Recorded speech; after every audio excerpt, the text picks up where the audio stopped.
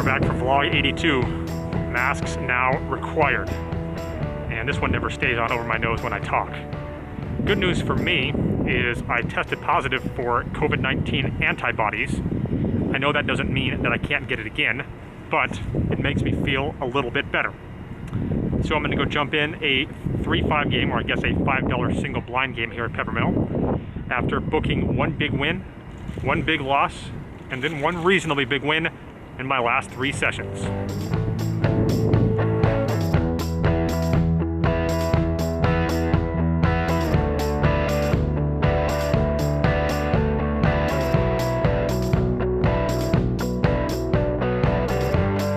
So with the mask on, I sit down and buy in for $1,000 and immediately get heads up in a pot when 3 people are walking.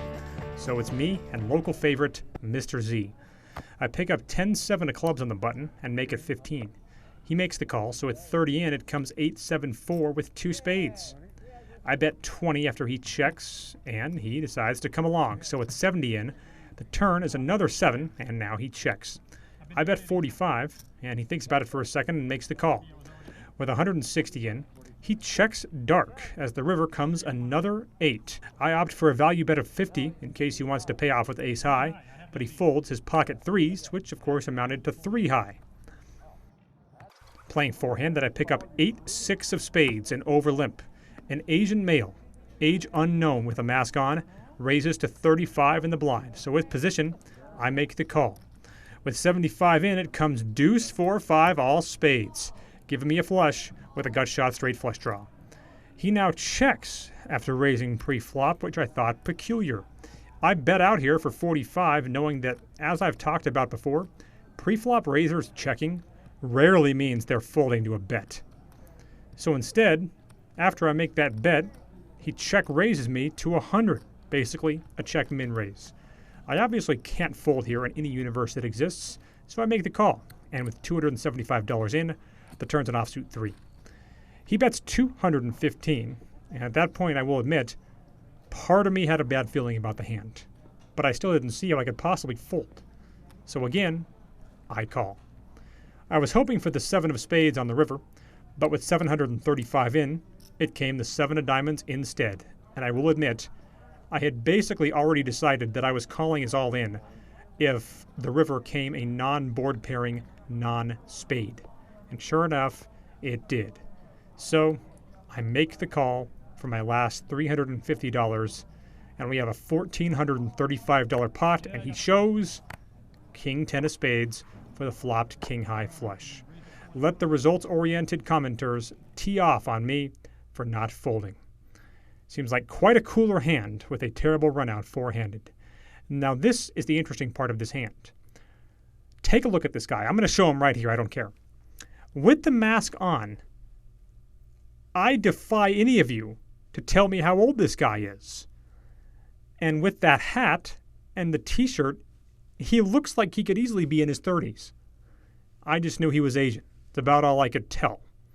When he took the mask off later on that evening, it was clear he was at least 60 years old. So had the mask not been on, I'm not saying I could have gotten away from the hand, especially playing four-handed, but it's possible that I could have, had I known he was that old. Later on, we get a limp from the hijack, and I'm in the blind with ace-king. And again, this is single blind, 5-handed poker. I make it 25, and he limp calls. So with 50 in, I proceed to flop Broadway. I fast play it by betting 30, and he makes the call. So with 110 in, the turn comes the deuce of clubs, bringing in backdoor clubs. Now this opponent can usually be trusted to bet when check 2, but this time he doesn't. And as the traditional Chinese proverb states, you can only check raise when your opponent bets. The river comes to 7 of diamonds, and I bet $70, and he quickly pays me off. After a few unsuccessful set mining operations and a questionable but I think correct fold of pocket aces, I was down over $1,000. The next hand came when we get a couple of limps, and I have 6-4 offsuit in the blind. With 15 in, the flop is ace-3-5. I bet 15, and both the under the gun player and the hijack make the call. So with 60 in, the turn's a king. I fire again on a semi-bluff, making it 45. Under the gun folds and the hijack calls. So with 150 in, we're heads up to a river, which I really need to hit, and I do. It comes a 7. I basically bet the entire pot, making it 150. The hijack pays me off with King 5 for 2 pair.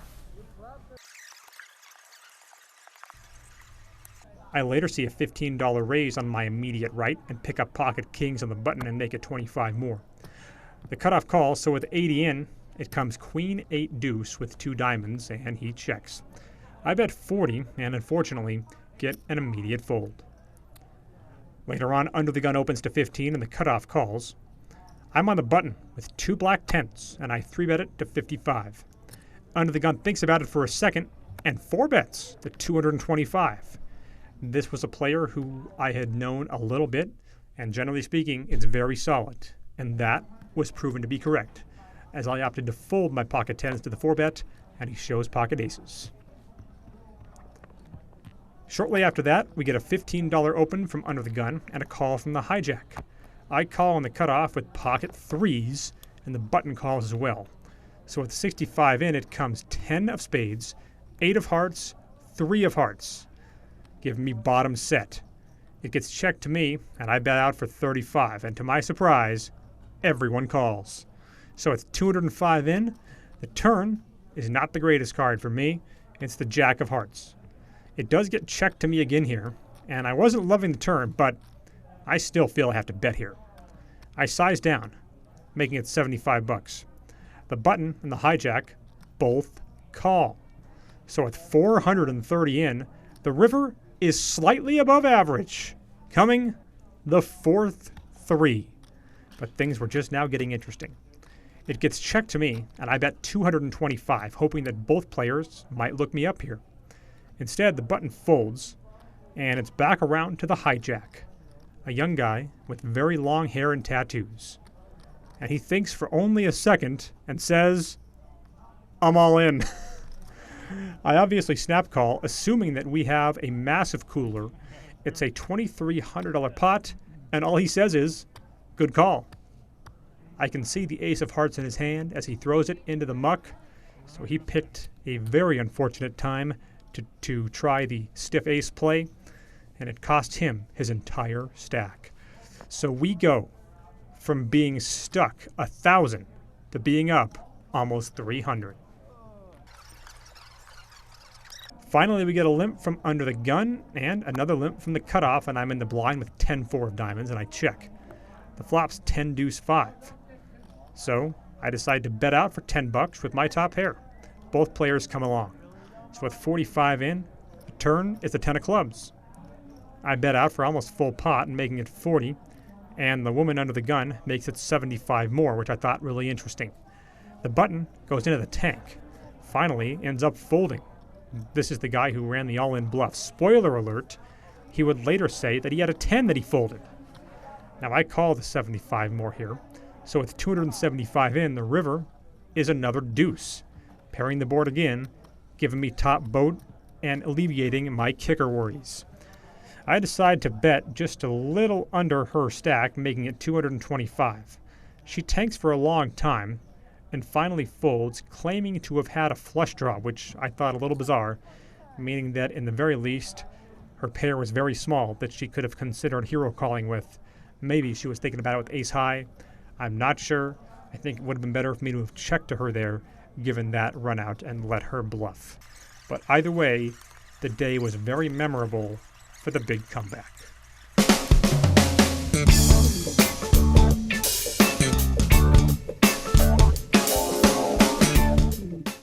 All right, it is just before 11 o'clock at night, and somehow I managed to go from being stuck $1,000 after that flush over flush hand to booking a $161 win. So it definitely feels good to kind of have a Buffalo Bills over Houston Oilers like comeback and get out of here. But definitely that flush over flush hand still kind of haunts me. Not 100% sure what I could have done there, but maybe I could have gotten away. It's kind of hard to say. That's going to wrap it up for this edition of the vlog. As always, hit the like and subscribe buttons. It genuinely does help out the channel a lot. and we will see you back here next time.